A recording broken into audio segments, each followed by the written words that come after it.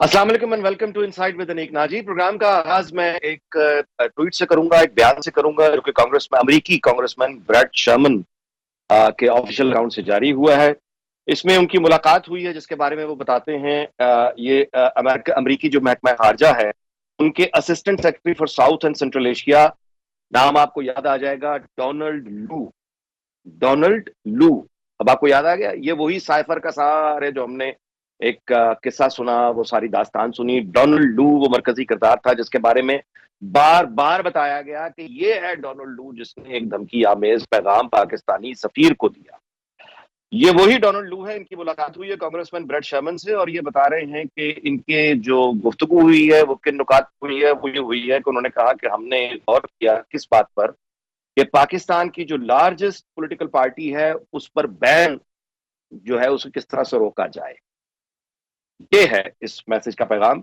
और दूसरा जाहिर है कि उन्होंने ये भी बहुत तशवीश का इजहार किया है कि हिंदू बच्चियां, कम उम्र बच्चियां जो अगवा हो रही हैं, और उसके साथ उन्होंने जर्नलिस्ट्स के जो अटैक हो रहे हैं उन पर तशवीश का इजहार किया है। ये उस पैगाम का पहला हिस्सा है जो मैंने आपसे शेयर किया। और इसके साथ दूसरा जो मैं आपके साथ शेयर करता हूं वो मुल्क के बाखबर तरीन सहाफी हैं एजाज सैयद साहब। एजाज सैयद साहब की शोहरत ये नहीं है कि वो झूठ बोलकर डॉलर कमाने में या कोई शोहरत में दिलचस्पी रखते हैं, संजीदा प्रोफेशनल है। वो वार्न करते हैं कि ये जो ख्वाजा आसिफ का बयान आपको याद होगा वज़ीर दिफा का, जिसमें उन्होंने कहा था कि कॉन्स्टिट्यूशन मेल्ट डाउन हो रहा है, ये उसके रिस्पॉन्स में एजाज सैयद ने ट्वीट किया है कि Pakistan is not heading towards a constitutional melt down, rather heading towards a state melt down. State has melted in north from where plague is fast moving to the other parts. ये है वो दो आपके, ये जो मैंने आपके साथ शेयर किए, यही बुनियादी हमारे सवाल हैं और इन आज हम गुफ्तगू करेंगे। और गुफ्तगू के लिए हमारे साथ मौजूद हैं जनाब तैमूर तालपुर साहब, पाकिस्तान पीपल पार्टी से इनका ताल्लुक है, इनको हम वेलकम करते हैं शो में।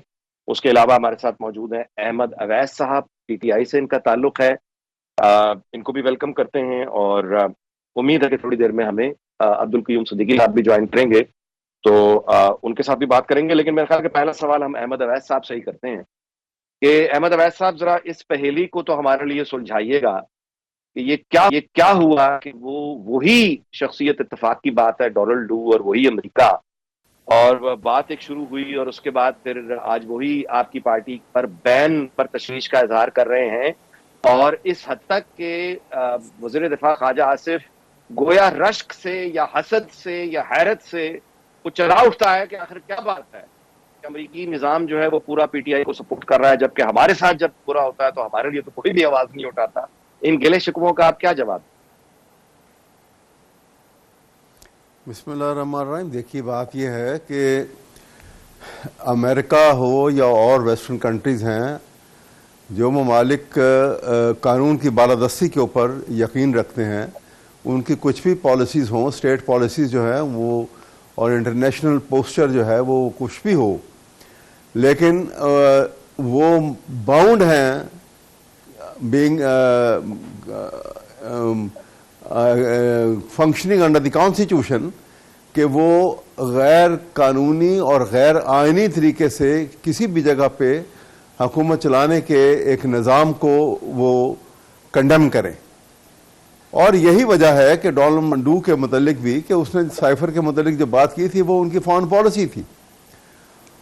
आपको पता है कि ये एक शिफ्ट हो रहा था, ज़रा मैं थोड़ी सी उसके बाद आपको रोशनी डालूंगा कि एक बहुत बड़ा शिफ्ट इंटरनेशनल पॉलिटिक्स में आ रहा था, क्योंकि अमेरिका जहां with the fall of Soviet union world super power बन गया था, अब सर ये तो flux of time rising economic power of China और रशिया के साथ मिलके जिस वक्त ये एक बाईपोलर वर्ल्ड बनने लगी, तो वो खतरा महसूस हुआ कि ये पाकिस्तान, ईरान, चाइना और ये दूसरे ममालिक जो हैं, टर्की, ये उस दूसरे ब्लॉक में शायद चले जाएंगे और एक नया खतरा जो है क्रिएट होगा।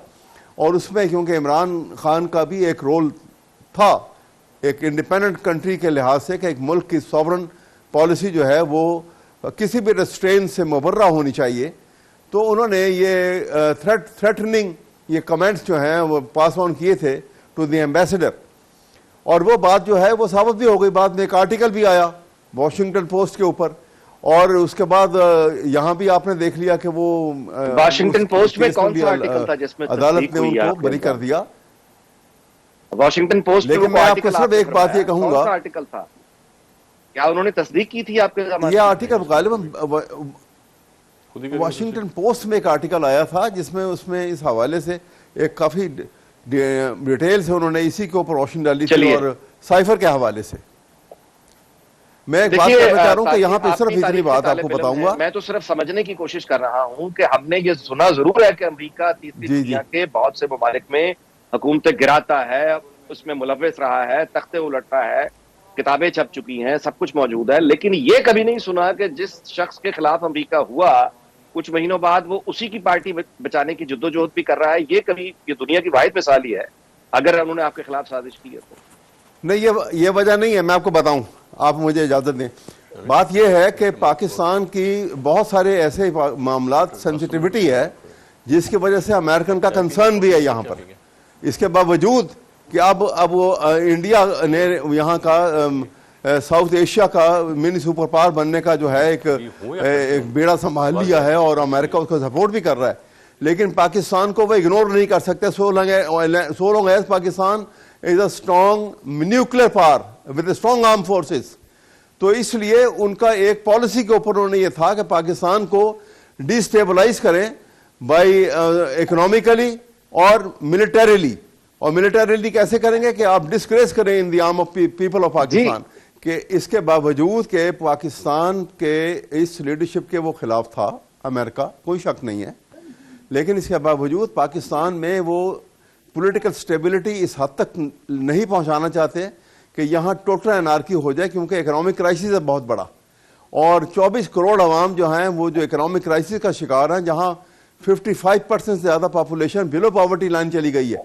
तो ये एक खतरनाक सूरत हाल पैदा ना हो जाए और विद जहाँ पे एक तरफ आर्म फोर्सेस मौजूद हैं, एक तरफ न्यूक्लियर पावर मौजूद है, एक तरफ इंस्टेबिलिटी टू दिस एक्सटेंट, ये बड़ी खतरनाक सूरत हाल है जो कि दुनिया के इंस्टेबिलिटी जो है वो क्रिएट कर सकती है, कोई क्राइसिस क्रिएट कर सकती है। इतनी बड़ी nuclear power with this condition, उसको संभालना और उसको बचाना भी उनका, वो समझते हैं कि ये भी हमारी जिम्मेदारी है।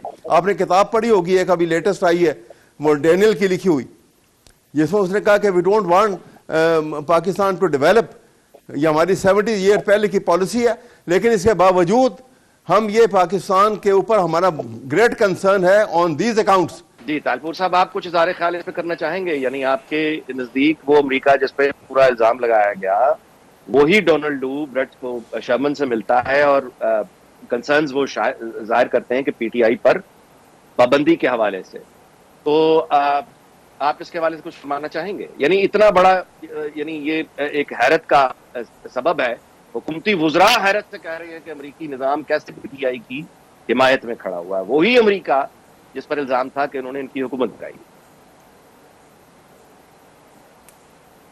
बिस्मिल्लाहिर्रहमानिर्रहीम, बहुत बहुत शुक्रिया। देखिए जी, ये कहानी तो बिल्कुल घूमी फिरी हुई है और जलेबी की तरह सीधी है। अगर आप थोड़ा सा सिर्फ अपने पास्ट में जाएंगे, जब इमरान नियाज़ी साहब वो अपना साइफर लहराते थे, आवाम के सामने लाकर आवाम के जज्बात से खेलते थे, आवाम के जज्बात को उन्होंने गलत इस्तेमाल किया, गलत फीड किया, और उसके बाद यही इमरान नियाज़ी साहब थे जिन्हों की टीम बनी, जिन्होंने एक बहुत एक्सपेंसिव हायर की फर्म, लॉबिंग फर्म हायर की, जिसको मिलियंस ऑफ डॉलर्स में पैसे दिए गए सिर्फ अमेरिका के साथ फिर बात बनाने के लिए। और हमें हैरत थी कि वो जिस तरह से पैसा उन्होंने खर्च किया और जिस अमाउंट उन्होंने वहाँ पे खर्च किया, उन्हीं से दोस्ती करने के लिए, जो शायद सबसे बड़े पाकिस्तान का उस वक्त दुश्मन इनको अमेरिका नज़र आ रहा था। तो मेरे ख्याल से लोगों को अब समझना चाहिए, सोचना चाहिए, दिमाग खोलना चाहिए। Pakistan is a sovereign state, no government has the right to interfere.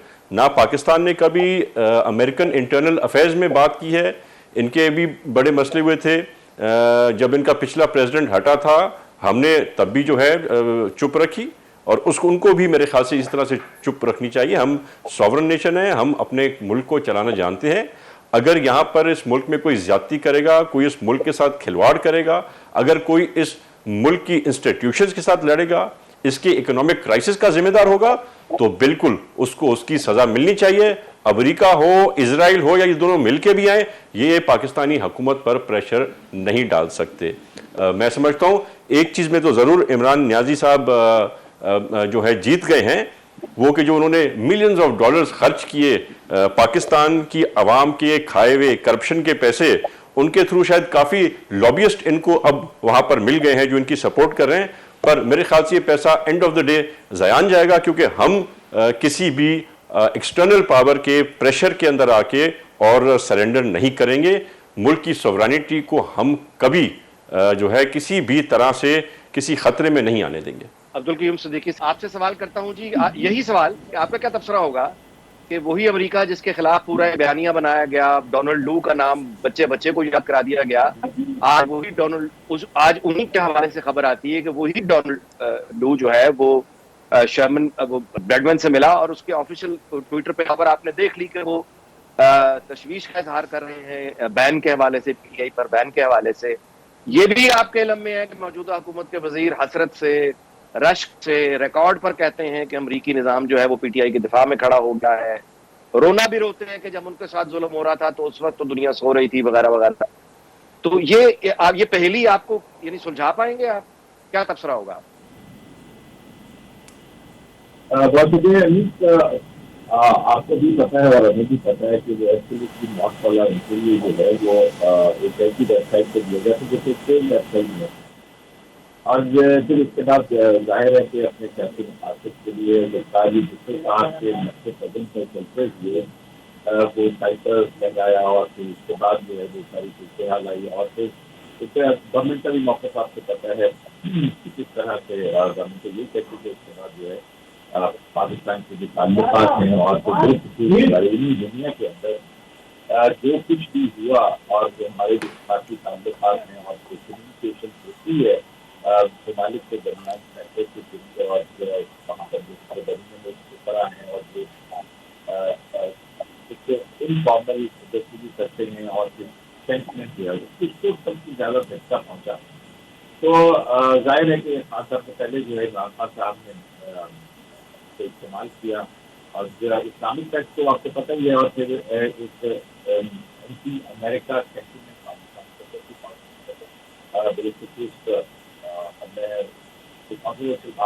करना चाहता हूँ, लेकिन जो है वो एक बहरहाल एक अमेरिकन सेंटिमेंट जो है वो पाकिस्तान के अंदर मौजूद है और लोग जो है इस तरह गवर्नमेंट के तौर के ऊपर से जो इनके ताल्लुकात के हमारे लेकिन आवाम के अंदर एक जो है गुस्सा है वो पाकिस्तान के वाले से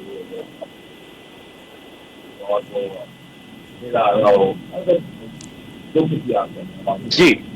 इसमें जी दिलचस्प बात ये भी है कि यानी ये खबरें जो हैं ये दूसरी जमातों के हवाले से भी आई हैं कि उन्होंने भी सोशल मीडिया पर इन्वेस्टमेंट की है, पैसे खर्चे हैं लेकिन मैं अपना इमेज बिल्डिंग के लिए, लेकिन वहाँ हालत ये है कि जिन लोगों ने पैसे लेकर इनकी तारीफ की है वो दोबारा से अपने अकाउंट्स पे आके माफिया माजरत कर रहे हैं कि उनसे गलती हो गई कि उन्होंने पैसे लेकर कमर्शियल बुनियादों पर इनकी हुकूमत की कारकर्दगी की तारीफ कर। यानी ये भी तो एक जाहिर है एक कहीं ना कहीं ये लोगों का गुस्सा आपकी परफॉर्मेंस को गेज कर रहा होता है कि लोगों के यानी दिलों में आपके लिए जज्बात किस तरह के हैं। अच्छा, अब ये बताइए, मैं आपकी तरफ आता हूँ अहमद अवैस साहब, कि देखिए इक़्तिदार की लड़ाई, इख्तियारात की लड़ाई, इदारों की लड़ाई, इन पर गौर करने के लिए पार्लियामेंट के खुसूसी इजलास बुलाए जाते रहे हैं, अभी भी बुलाए जाने की खबरें हैं, जिस पर यानी आईनी तरमीम की बात कर लें, इख्तियारात के हवाले से एग्जेक्टिव और जुडिशरी के हवाले से तलखी की बात कर लें, तो पार्लियामेंट के जो खुसूसी इजलास हैं वो इख्तियारात की झगड़े के लिए बुलाए जाते हैं। लेकिन जो इस एजाज सैयद के ट्वीट का मैंने जिक्र किया कि हमारे मुल्क के में हमारे इलाके खतरे की जद में, और यहाँ तक उन्होंने लिखा है कि कॉन्स्टिट्यूशन नहीं बल्कि स्टेट के यानी मेल्ट डाउन होता हुआ दिखाई दे रहा है। तो जब ये हालात आ जाएं जो पख्तूनख्वा में देख रहे हैं, तो क्या इस पर पार्लियामेंट का खुसूसी इजलास नहीं बुलाया जा सकता? क्या सियासी जमातें और बाकी तमाम स्टेक होल्डर्स ये मौजूदा हालात भी मजबूर नहीं कर सकते कि मुल्क की बेहतरीन जहानतें इकट्ठी हों और आगे बढ़ने का रास्ता दें? देखिए बात ये है, आप ज़रा इसको अगर ज़रा गौर से इस सिचुएशन को आप मवाजना किया जाए तो आप इस नतीजे पे पहुंचेंगे कि ये क्राइसिस की सबसे बड़ी वजह क्या है। इस क्राइसिस की सबसे बड़ी वजह ये है कि गैर आइनी हथकंडे अपना कर आपने एक मेजॉरिटी पार्टी को अलग कर दिया, कैदबंद में उसकी लीडरशिप को भी डाल दिया, बेतहाशा सैकड़ों कारकुन जो हैं गिरफ्तार हैं, ख़वातीन गिरफ्तार हैं, और एक अनपॉपुलर जो हारे हुए लोग थे उनको आपने इक़्तिदार ज़बरदस्ती दे के, झूठे ओथ दे के उनको एक बिठा दिया पार्लियामेंट में। अब उनके पीछे ना तो आवाम की सैंक्शन है और वॉलेशन ऑफ कॉन्स्टिट्यूशन इस तरीके से है कि पाकिस्तान का आइन ये कहता है, उसका प्रियम्बल देखिए कि sovereignty lies with Allah to be exercised by the people of Pakistan through its chosen representatives। अब वो chosen representatives की जगह stolen mandate के ऊपर आपने झूठे ओथ दिलवा दिए तो वहां पर क्राइसिस नहीं आएगा तो क्या होगा, कौन चलेगा उसके लिए। तो और द मोर रीजन, जो मेरी बात सुनिएगा अभी गौर से, ऑल द मोर रीजन के इस वक्त एक चीज की जरूरत है कि अपने तमाम माजी को बुला दें और एक राउंड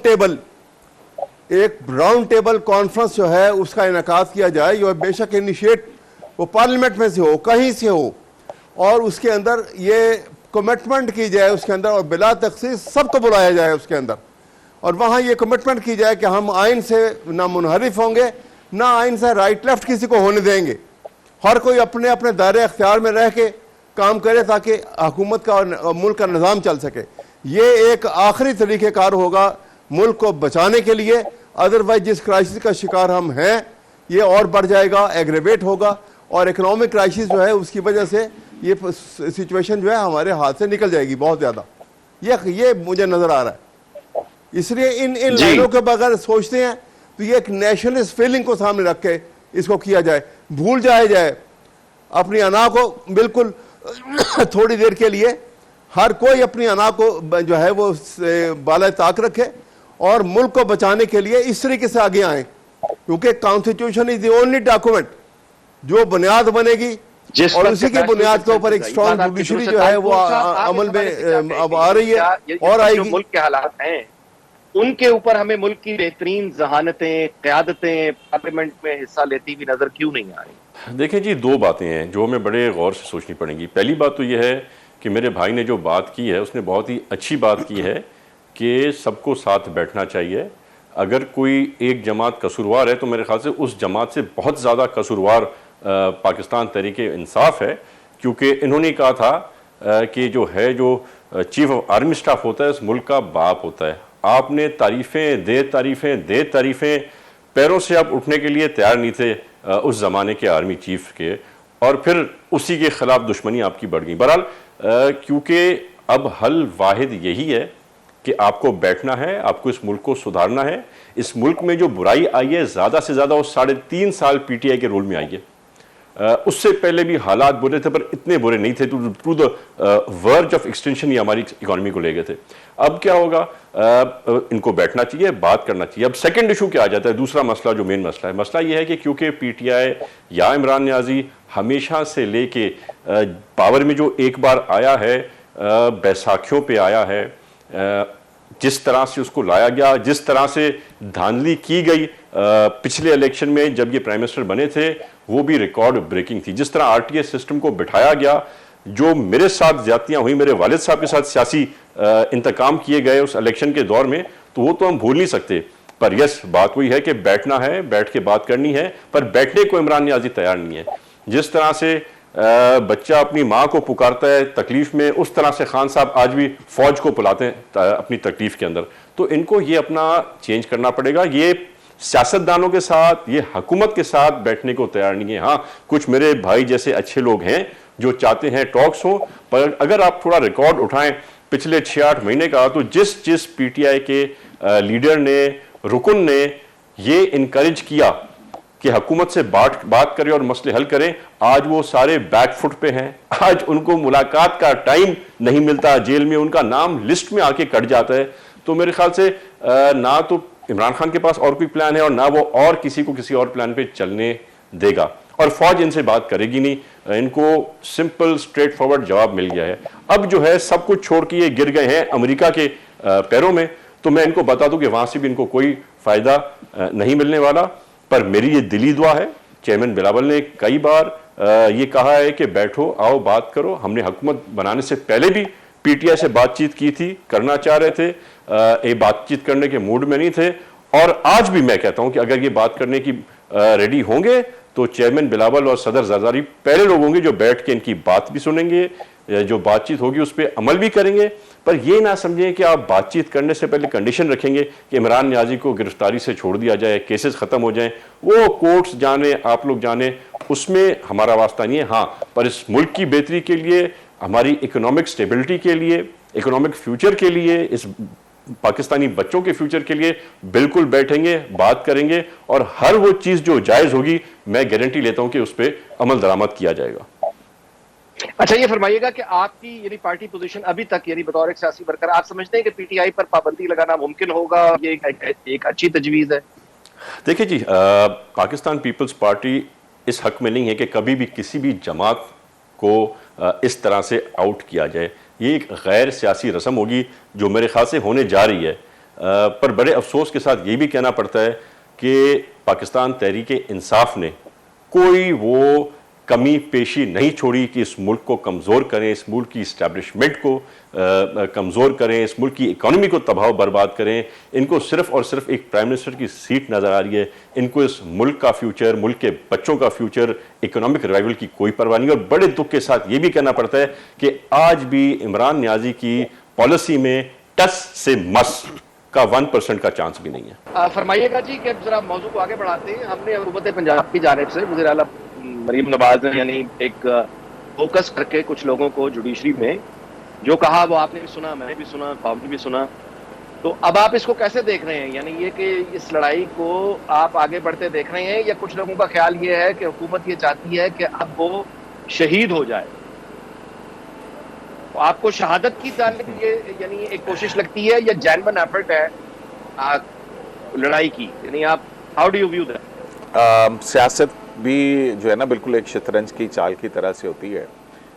कभी एग्रेसिव होते हैं, कभी डिफेंसिव होती है, कभी जो है और तरह से चालें, कभी प्यादे आगे किए जाते हैं, फिर वज़ीर और बादशाह जो है वो सामने आते हैं। और पहले तो प्यादे आगे किए जाते हैं, लेकिन जब वज़ीर आता है सामने जो ताकतवर है, यानी कि लीडर ऑफ जो किसी पॉलिटिकल पार्टी का है, वो इस तरह का जब बयानिया या बात करता है तो इसका मतलब है कि पीछे उसके पूरी एक कंसिडरेशन है। तो जाहिर है ये तो होता रहता है सियासत के अंदर। हमने पहले भी देखा था कि जब उमर अता बंदियाल साहब थे और पीडीएम की गवर्नमेंट थी, और उस वक्त भी जिस तरह से पाकिस्तान तहरीक-ए-इंसाफ के हक़ में फ़ैसले देने के लिए अगर आइन को भी जो है रीराइट करना पड़े तो हो जाता था। हमने ये भी देखा है कि माजी के अंदर जो है वो सियासी जमात के सरबराह को जो है वो डिस्क्वालीफाई कर दिया गया 62(1)(f) के तहत। फिर जो 2018 के इंतखाबात की जो सूरत हाल है, बाकायदा तौर के ऊपर ऑर्डर सुप्रीम कोर्ट से आए कि इलेक्शन से पहले जो है वो सज़ाएँ भी सुनानी हैं, और फिर हमारी 2.5 साल की मेहनत ज़ाया हो जाएगी। ये भी बातें रिकॉर्ड के ऊपर सारी कुछ मौजूद हैं। तो जुडिशरी, जाहिर है कि जुडिशरी ने आइन और कानून के अंदर देख के बात करनी है। और जहाँ तक जुडिशरी के फ़ैसलों के हवाले से मेरा ख्याल है कि इसमें शायद भड़ास जो है वो निकालने की ज़्यादा कोशिश है। अब ऐसे वक्त में जबकि बैनुल अक़वामी जो इदारे हैं वो ये कह रहे हैं कि IMF के साथ प्रोग्राम, फिर आपका जो है वो इंटरेस्ट रेट भी 18 माह के अंदर नीचे आने का वो उंदिया दे रहे हैं, IMF से प्रोग्राम भी हो रहे हैं, इकनॉमिक इंडिकेटर्स को भी वो बेहतर बता रहे हैं। लेकिन इस सारी सूरत हाल के बावजूद एक जो फैक्टर है जो हम जाहिर है कि क्योंकि बड़ी सियासी जमातें हैं और इदारों के दरमियान ये जो है इस तरह की गुफ्तगू हो रही है या इदारों के हवाले से हो रही है, तो इस सारी सूरत हाल के अंदर जो कुचला जा रहा है वो पाकिस्तान का आम शहरी है। उसको अब आहिस्ता आहिस्ता वो डिसइंटरेस्टेड होता जा रहा है कि कौन क्या है और कौन सा लीगल पॉइंट कितना है। उसको जब बिजली का बिल आता है तो उसकी चीखें निकल जाती हैं, वो जब पेट्रोल डलवाने जाता है तो वो उसकी चीखें निकल जाती हैं, वो जब बच्चों की फ़ीस देने जाता है तो उसकी चीखें निकल जाती हैं। जब लॉ एंड ऑर्डर का मामला होता है वो खुद को गैर महफूज समझता है, उसकी चीखें निकल जाती हैं। ये चीखें पाकिस्तान के अवाम की, ये चीखें किसने सुननी है? ठीक है, इदारों की लड़ाई या सारा कुछ जो है वो एक बड़ी इंपॉर्टेंट चीज़ है, अदालतों को भी चाहिए कि वो आइन और जी बिल्कुल आपने दुरुस्त फरमाया। मैं अगला सवाल लेकिन वो सियासतदान जो हुकूमत के अंदर है उन सिद्दीकी साहब, मैं अगला सवाल आपको मतलब इसी मौजू पर करना चाहूंगा, लेकिन वक्त हुआ है कमर्शियल ब्रेक का, उसके बाद यहीं आपसे मुलाकात होगी इस कमर्शियल ब्रेक। जी वेलकम बैक। जितनी आपने मिसालें दोहराई, इन मिसालों में अब जब जैसे हुकूमत आई है तो वो असल जो कंट्रोवर्सी शुरू होती है वो साकिब निसार साहब और उनका एक हम ख्याल पूरे का पूरा एक ग्रुप होता था। ये सारी कंट्रोवर्सी वहां से बिस्मिल्लाह हुई जिसका हमने जिक्र किया। मौजूदा निजाम आया, साकिब निसार और उनके जितने भी साथी थे, किसी एक के खिलाफ कोई शिकायत नहीं हुई, मुकदमा नहीं हुआ, कुछ भी नहीं हो सका।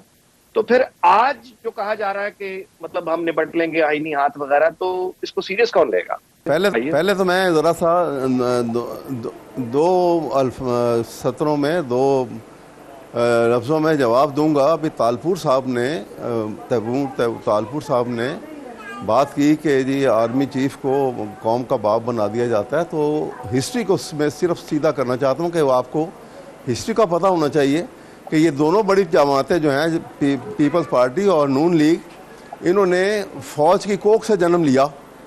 और भुट्टो साहब जबकि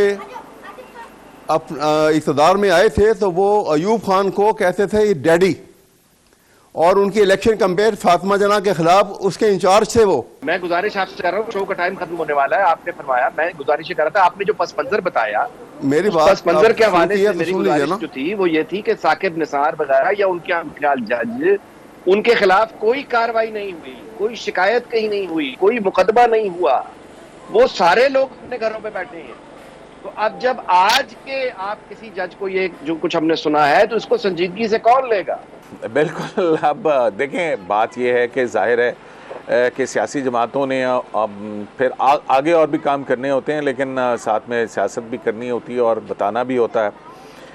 यही काम जो है वो पाकिस्तान तहरीक इंसाफ भी करती रही कि रात को अदालत क्यों खोली। आपने देखा होगा कि भी उसके ऊपर जब गैर आइनी इक़दाम किया गया था और उसको मज़ीद रोकने के लिए अदम एतमाद की कॉन्फ्रेंस, फिर हमने ये भी देखा है कि यही सियासी जमात थी जो जमहूरी सियासी जमात जो जिसके सरबराह जो हैं इमरान खान साहब जो हैं, वो उन्होंने ये कहा था कि हमें बंदे पूरे करने के लिए कहाँ से मदद लेनी पड़ती थी और इस पार्लियामेंट को कौन चलाया करता था। एक रिटायर्ड कर्नल लियाकत जो है, उनका नाम तो ज़ुबान ज़द आम है।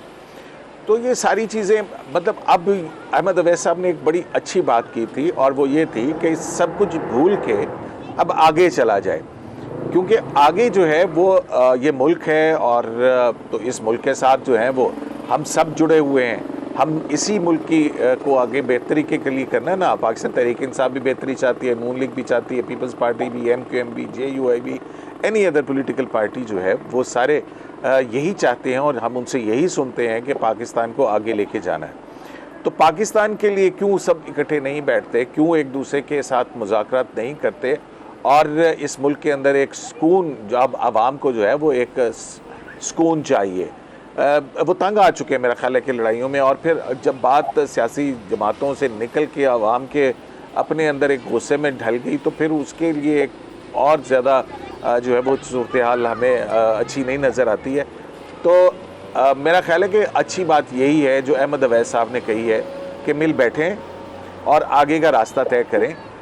हुकूमत तो बिल्कुल मुसलसल जो है वो मुज़ाकरात की दावत दे रही है और आपको याद होगा 2006 का चार्टर ऑफ डेमोक्रेसी, तालपुर साहब यहाँ पे बैठे हैं, उसमें दोनों सियासी जमातों ने जो माजी के अंदर गलतियाँ की थी पहले उसको तस्लीम किया था कि ये हमने गलतियाँ की हैं। तो अब भी अपनी गलतियों को तस्लीम करके अगर आगे पाकिस्तान के लिए, मेरे लिए, आपके लिए ये तमाम सियासतदान जो हैं वो बैठ जाएँ और इस्टेब्लिशमेंट के साथ भी बैठ जाएँ अगर वो ये चाहते हैं। लेकिन आइनी कानूनी तौर के ऊपर तो पार्लियामेंट ही एक ऐसा फोरम है जहाँ पे ये ग्रैंड डायलॉग होना चाहिए और उसके बाद जो है वो लोगों को आगे लेके चलना चाहिए। इख्तलाफात, सियासी इख्तलाफात, बहुत बहुत शुक्रिया, सिद्दीकी साहब, बहुत बहुत शुक्रिया। अहमद अवैस साहब, तालपुर साहब का बहुत बहुत शुक्रिया। मैं प्रोग्राम का इख्तिताम इस चर्च पे करूंगा। एजाज सैयद का वो ट्वीट जो मैंने शुरू में डिस्कस किया, अगर वो सूरत हाल भी हमारे सियासतदानों को, ब्यूरोक्रेट्स को, स्टेक होल्डर्स को यानी इनका अगर वो समझा नहीं सकते और अब भी इकट्ठे नहीं बैठ सकते, तो फिर मैं अफसोस के साथ अर्ज करूंगा कि तारीख में इनका अंजाम अच्छा नहीं होगा, किसी एक का भी अच्छा नहीं होगा। इस दुआ के साथ कि अल्लाह ताला पाकिस्तान को शाद और आबाद रखे। आपसे इजाजत चाहता हूं, आपसे मुलाकात होगी जुम्मे की शब 10 बजे। अपना बहुत ख्याल रखिएगा। अल्लाह हाफ़िज़।